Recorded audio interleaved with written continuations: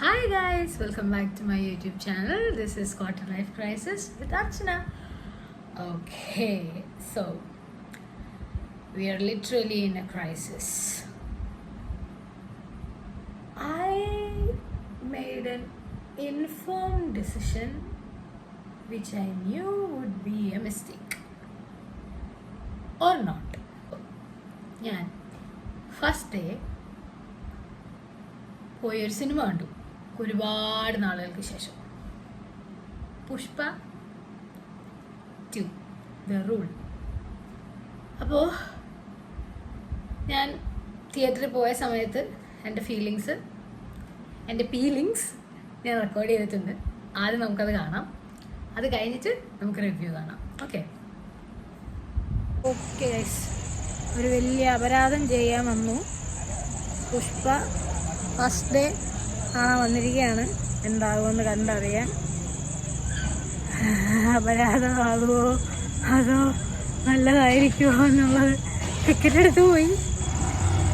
ആദ്യം കണ്ട ട്രോളും പിന്നെ മറ്റേ സാധനങ്ങൾ റിവ്യൂ ഒക്കെ കണ്ടിട്ട് അപവാദമാണെന്ന് തോന്നുന്നു. നോക്കാം. ശരിയേ, കാണാമേ, ബൈ. ആയമ്മ പോലെ രാവിലെ 10 പൊറോട്ടയൊന്നും കഴിക്കാനുള്ള പൈസ ഇല്ലാത്തതുകൊണ്ട് ഇൻ്റർവ്യൂഷൻ ആയപ്പോൾ ഒരു പെപ്സി മേടിച്ച് ഞാൻ സിനിമയുടെ ബാക്കി കാണാൻ പോവാണ് മക്കളെ. Kidney touching story, kidney touching feelings ആണ് മക്കളെ. പൊന്നളിയാ,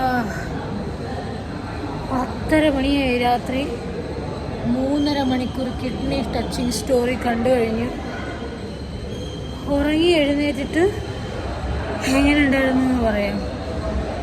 കിളി മാറിയിരിക്കുകയാണ്. ഇപ്പോൾ ഒന്നും മനസ്സിലായില്ല. പാർട്ട് 3 ഉണ്ട് എന്ന് മനസ്സിലായി. Kidney touching story. ഉറങ്ങി എണീറ്റിട്ട് റിവ്യൂ പറയാട്ടാ. അപ്പം ശരി.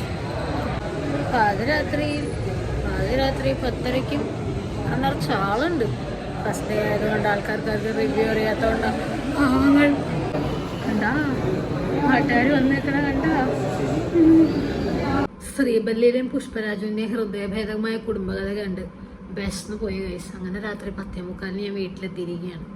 ആയമ്മ തിന്നുന്ന പോലെ കട മുഴുവൻ തിന്നാനുള്ള വകുപ്പൊന്നും എനിക്കില്ലെങ്കിലും ഒരു 10 ചപ്പാത്തിയും ഇച്ചിയും മുട്ടക്കറിയും ഉണ്ട്. ചട്ടിയോട് കൂട്ടി അതങ്ങ് അടിക്കാൻ വേണ്ടി ഞാനങ്ങ് ഇരുന്നു. കൂട്ടിച്ചതൊരു വാർത്തയും പലപ്പോഴും ഒക്കെ ഞാൻ വാർത്ത വായിക്കാറുള്ളൂ. അത് ഇങ്ങനെ.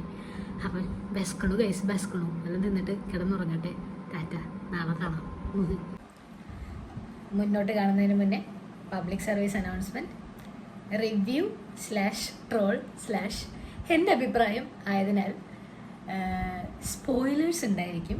So spoiler alert. സിനിമ കണ്ടേ തീരൂ എന്നുള്ളവർ ഇനി അങ്ങോട്ടുള്ള റിവ്യൂ കാണണ്ട. തിയേറ്ററിൽ വെച്ചുണ്ടായിരുന്ന റിവ്യൂ കണ്ടതോളും മതി. ബാക്കി കണ്ടിട്ട് വന്നിട്ട് കണ്ടാൽ മതി. അപ്പം ശരി, നിങ്ങളുടെ തീരുമാനം. സോ ഒബ്വിയസ്ലി നിങ്ങളിപ്പോൾ വീഡിയോ കാണുന്നുണ്ട്. അതിൻ്റെ അർത്ഥം ഞാൻ രാത്രി ഉറങ്ങിയിട്ടില്ല, ഉറങ്ങാൻ പറ്റിയില്ല. പടത്തിനെ കുറിച്ചുള്ള ഫീലിങ്സ് ഭയങ്കര കൂടിപ്പോയതുകൊണ്ട് പറഞ്ഞിട്ട് നിങ്ങൾക്ക് ഇൻഫർമേഷൻ തന്നിട്ട് ഉറങ്ങിയാൽ മതി എന്ന് ഞാനങ്ങ് തീരുമാനിച്ചു. ഓ, എന്തായിരുന്നു വിജയ് സിനിമകളും സാധാരണഗതിയിലുള്ള രോഹിത് ഷെട്ടി സിനിമകളും കൂടെ ചേർന്നുണ്ടായ എന്തോ ഒരു സാധനം. അതിൻ്റെ കൂടെ വേണമെങ്കിൽ നമുക്ക് കുടുംബവിളക്കോ കുത്തുവിളക്കോ അങ്ങനെയുള്ള ഏതെങ്കിലുമൊക്കെ കുറച്ച് സീരിയലുകളും കൂടെ ചേർക്കാം. അപ്പോൾ നമുക്ക് കിട്ടും പുഷ്പ 2 ദ റൂൾ. പിന്നെ ആകെയുള്ളൊരു സമാധാനം എന്താന്ന് പറഞ്ഞു കഴിഞ്ഞാൽ പാർട്ട് 1ഉം പാർട്ട് 2ഉം തമ്മിൽ യാതൊരു ബന്ധമില്ലാത്ത സിനിമകൾ ഇറങ്ങുന്ന സമയത്ത് പാർട്ട് 1ൻ്റെ ബാക്കിയാണ് പാർട്ട് 2. ആകെയുള്ളൊരു വ്യത്യാസം, പാർട്ട് 1ൽ വളരെ വലിയ വായ്നോക്കിയും കോഴിയും ഒഫൻഡറുമായിരുന്നു പുഷ്പ. പാർട്ട് 2ൽ എൻ്റെ ദൈവമേ ഗ്രീൻ ഫോറസ്റ്റ് ഹസ്ബൻഡാണ് പാർട്ട് 2ൽ. പാർട്ട് 1ൽ ഇത്രയും വലിയ റെഡ് ഫ്ലാഗ് ആയിരുന്ന പുഷ്പ പാർട്ട് 2ൽ ഇങ്ങനെ ഒരു ഗ്രീൻ ഫോറസ്റ്റ് ആകുമെന്ന് നമ്മൾ ആരും വിചാരിച്ചില്ല. അതുമാത്രമാണ് ആകെയുള്ളൊരു വ്യത്യാസം ഈ സിനിമയിൽ. പിന്നെ സിൻഡിക്കേറ്റിൻ്റെ പുറകെ എന്തൊക്കെയൊക്കെയോ ഇവർ ചെയ്യുന്നുണ്ട്. എന്താ അവർ ചെയ്യുന്നതെന്ന് അവർക്ക് തന്നെ ഒരു പിടിയില്ല. 2000 കോടിയോ 2000 ടണ്ണോ ഏതാണ്ടൊക്കെ കടത്തുന്നു എന്ന് പറയുന്നു. എന്നിട്ട് ഏതാണ്ട് ചരക്ക് വണ്ടി ഉണ്ടാക്കുന്നു. അത് കാണുമ്പോൾ 2000 ടൺ ഉണ്ടോ ഇല്ലയോ എന്നൊന്നും നമുക്ക് മനസ്സിലാവില്ല. പിന്നെ ഏതാണ്ട് ബോർഡർ കടത്തുന്നതിൻ്റെ പേരിൽ എന്താണ്ടൊക്കെ ചെയ്യുന്നുണ്ട്. പിന്നെ മന്ദാന, രശ്മിക, നാഷണൽ ക്രഷ്. ചേച്ചി ഇവിടെ എന്താ ചെയ്തതെന്ന് ചേച്ചിക്ക് തന്നെ ഒരു പിടിയില്ല. ഓർമ്മിപ്പിക്കല്ലേ പൊന്നെ. ചേച്ചിക്ക് ഭയങ്കര ഫീലിങ്സാ. പുഷ്പണ്ണൻ ഇങ്ങനെ സൈഡിൽ കൂടെ പോയാൽ ചേച്ചിക്ക് ഫീലിങ്സ് വരും. പുഷ്പണ്ണൻ ഇങ്ങനെ അങ്ങോട്ട് പോയാൽ ഫീലിങ്സ് വരും, ഇങ്ങോട്ട് പോയാൽ ഫീലിങ്സ് വരും. അങ്ങനെ ഫീലിങ്സ് കൊണ്ട് ചേച്ചിക്ക് ഇരിക്കപ്പുറത്തില്ല. എന്താ ചെയ്യുക? പിന്നെ ഒരു രീതി ചിന്തിക്കുവാണെങ്കിൽ സാധാരണഗതിയിൽ നമ്മുടെ ഇന്ത്യൻ സിനിമകളിൽ ഭയങ്കര ഹോണി ആയിട്ടുള്ള ക്യാരക്ടേഴ്സൊക്കെ എപ്പോഴും മെയിൽ ക്യാരക്ടേഴ്സ് ആയിരിക്കും. ഒരു ചേഞ്ചിന് ഇപ്രാവശ്യം മന്ദാനയുടെ ക്യാരക്ടറാണ്. ഇമ്പ്രൂവ്മെന്റ് നല്ല ഡയറക്ഷനിലേക്കാണോ, നമ്മൾ ഉദ്ദേശിച്ച ഡയറക്ഷനിലേക്കാണോ, വേറെ ഡയറക്ഷനിലേക്കാണോ പോകണമെന്നുള്ളൊരു കൺഫ്യൂഷനുണ്ട്. പക്ഷെ എന്നാലും കുഴപ്പമില്ല. പിന്നെ പാട്ട് 5-6 പാട്ട് വരെ ഞാൻ എണ്ണി. എന്തിനാണ്, എവിടെയാണ്, എങ്ങനെയാണ് പാട്ടുകൾ ഇതിൽ ചേർക്കുന്നതെന്ന് ഇവർക്കൊരു പിടിയില്ല. ചില സമയത്ത് ഭയങ്കര കിഡ്നി ടച്ചിങ് പാട്ടുകളായിരിക്കും, ചില സമയത്ത് സിനിമയായിട്ട് യാതൊരു ബന്ധവും ഇല്ലാത്ത പാട്ടുകളായിരിക്കും. പിന്നെ ഒരു പാട്ടുണ്ട്, ഒരു നമ്മുടെ പുഷ്പ ഒരു സാരിയൊക്കെ ഉടുത്ത് വന്ന് കളിക്കുന്ന, ഒരു നീല സാരിയൊക്കെ ഉടുത്ത് വന്ന് കളിക്കുന്ന ഒരു സാധനം. അത് നമ്മൾ ടീസറിലോ ട്രെയിലറിലോ എവിടെയോ അതിൻ്റെ ഒരു ചെറിയൊരു പോർഷൻ കണ്ടിട്ടുണ്ട്. അത് അടിപൊളിയാണ്. അത് മാത്രമാണ് ഈ പടത്തിലെ സൂപ്പർ അല്ലെങ്കിൽ അടിപൊളി എന്ന് പറയാൻ പറ്റുന്ന ഒരു സാധനം.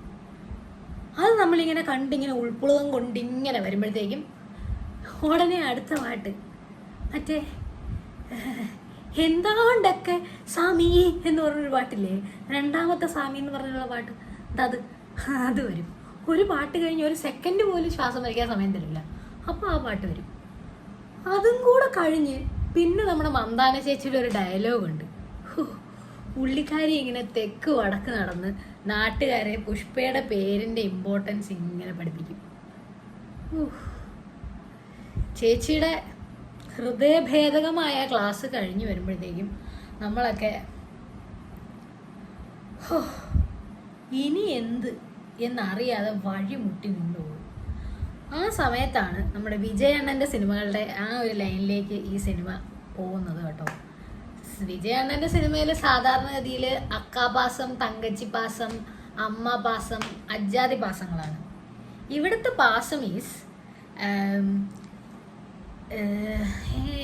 നീസ് പാസം. ഇവിടെ നീസ് പാസമാണ്. ഇവിടെ നീസിനെ ആരെങ്കിലും തൊട്ട് കഴിഞ്ഞാൽ അപ്പോൾ പ്രശ്നമാവും. അതായത് ഇത്രയും നാളും അങ്ങോട്ടും ഇങ്ങോട്ടും അംഗീകരിക്കപ്പെടാത്ത ഇല്ലെജിറ്റിമേറ്റ് സൺ എന്ന് പറയപ്പെടുന്ന ആളുടെ ലെജിറ്റിമേറ്റ് ആയിട്ടുള്ള സണ്ണിൻ്റെ മോള്. അപ്പം അതെ, നീസ് പാസമാണ് ഇതിൽ. നീസ് പാസത്തിൻ്റെ പേരിൽ ഇവിടെ എന്തൊക്കെയൊക്കെയോ പിന്നെ കാണിക്കുന്നുണ്ട്. പിന്നെ തുടക്കത്തിനെ പറ്റി പറയാൻ ഞാൻ മറന്നുപോയി. തുടക്കം അങ്ങ് ജപ്പാനില്ല, ഇന്റർനാഷണലായിട്ട് ഇവർ ഭയങ്കര കാര്യമായിട്ട് ഇങ്ങനെ എന്തൊക്കെയൊക്കെയോ പറഞ്ഞു വന്നു കഴിയുമ്പോഴാണ് നമുക്ക് മനസ്സിലാവുന്നത് ഇത് സ്വപ്നം എന്ന്. മറ്റേ നമ്മുടെ ദീപികയുടെ ഒരു ഡയലോഗ് ഉണ്ടല്ലോ ചെന്നൈ എക്സ്പ്രസ്സിലെ, അതുപോലെ ഉണ്ടായിരുന്നു. മറ്റേ ഷാറുഖ് ഖാനെ ഇങ്ങനെ ചവിട്ടി തൊഴിക്കുന്ന ഒരു സീൻ, അതുപോലെ ഉണ്ടായിരുന്നു ജപ്പാനിലെ സീൻ കഴിഞ്ഞപ്പോഴത്തേക്കും. അങ്ങനെയാ പടം തുടങ്ങുമ്പോഴേ ജാപ്പനീസിൽ നമ്മളിങ്ങനെ എന്ന് പറഞ്ഞിരിക്കും. അതിനെപ്പറ്റി പറയാൻ ഞാൻ മറന്നുപോയി. ഇതെല്ലാം കൂടെ കണ്ടിട്ടേ മൊത്തത്തിൽ കിളി പോയിരിക്കുക. ഇനി വേറൊരു കോമഡി ഉണ്ട്, ഫഹദ് ഫാസിലിന് പാർട്ട് 1 വളരെ ചെറിയ റോളായിരുന്നല്ലോ. അപ്പം നമ്മൾ വിചാരിച്ചു പാർട്ട് 2 വരുമ്പോൾ അങ്ങ് പൊളിച്ച് വലിയ സ്റ്റൈലായിട്ട് റോളും കൊണ്ട് വരുമെന്ന്. ചെയ്ത സംഭവം അടിപൊളിയായിരുന്നു. ആരോ എന്തോ ഇമെയിൽ അയച്ചിട്ടുണ്ട്, എന്താണോ എന്തോ, പിന്നെ നോക്കാം. യൂണിവേഴ്സിറ്റിയിൽ നിന്ന് വല്ലതായിരിക്കും, അവർക്കിപ്പോൾ പകലാണേ. അതവിടെ നിൽക്കട്ടെ. നമ്മൾ പറഞ്ഞുകൊണ്ടിരുന്നത് ഫഹദിനെ പറ്റി. അപ്പോൾ ഫാഫനെ വിളിച്ചുകൊണ്ട് വന്നിട്ട് എന്തോ കാരിക്കേച്ചർ പോലെയാണ് ഇവർ കാണിച്ചു വെച്ചിരിക്കുന്നത്. ഫാഫ ഇവരെ പിടിക്കാൻ പോകും, ഫാഫ പിടിക്കും, പക്ഷേ പിടികിട്ടിയില്ല. പിടിച്ചേ പറ്റിച്ചേ ആ പരിപാടി ഒരുമാതിരി ടോം ആൻഡ് ജെറി പരിപാടിയാണ്. അങ്ങനെ ഫാഫയെ സ്വന്തമായിട്ട് അങ്ങ് ചുട്ട് കളയും. സ്പോയിലർ അല്ലാട്ട, ഫാഫ സ്വന്തമായിട്ട് ഫാഫേനെ ചുട്ട് കളയും. അവിടെ കൊണ്ടും കഥ തീരുന്നില്ല. പാർട്ട് 3 ഉണ്ട് മക്കളെ, പാർട്ട് 3.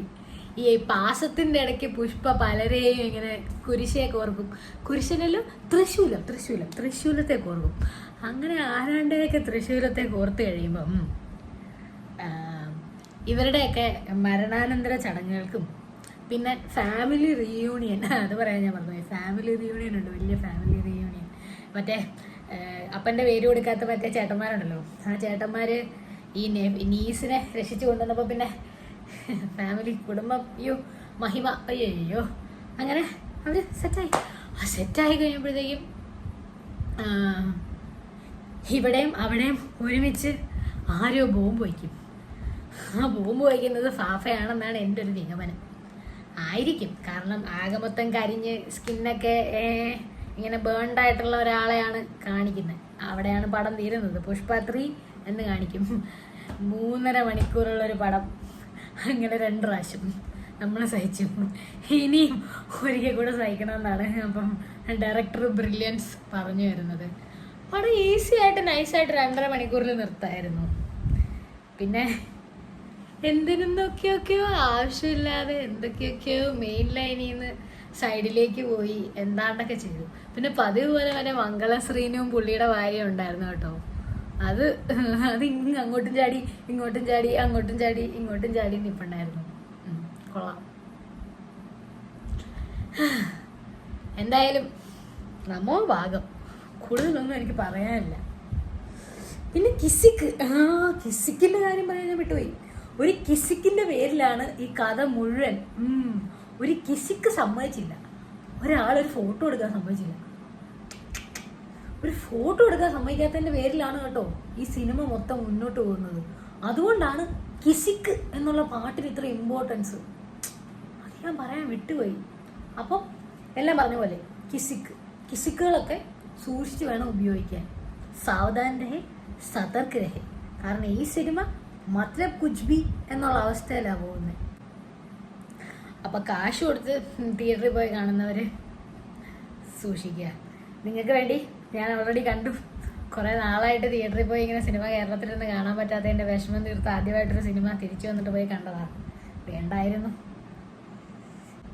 ഏതായാലും എൻ്റെ കയ്യിൽ നിന്ന് ഒരു പബ്ലിക് സർവീസായിട്ട് ഇതിരിക്കട്ടെ.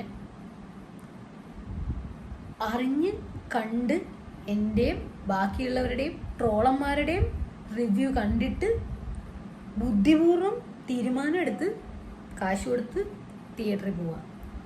ഇല്ലെങ്കിൽ അന്താള് ചിരിക്കേണ്ടി വരും 3.5 മണിക്കൂർ.